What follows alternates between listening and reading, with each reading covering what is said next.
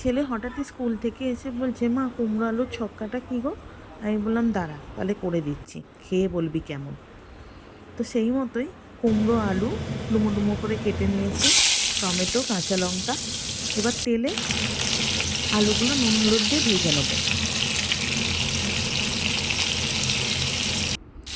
কিছুটা ভাজা হয়ে গেলে কুমড়োগুলো দিয়ে ভেজে নেব।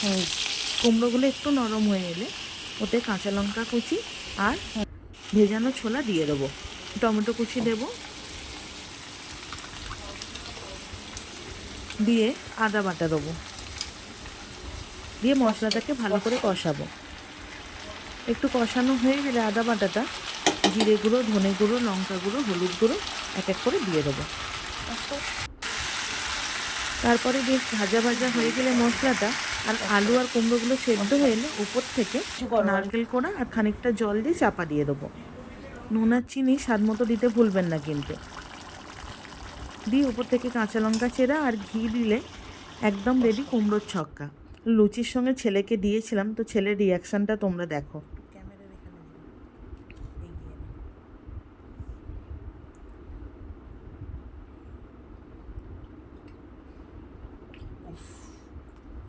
Just amazing.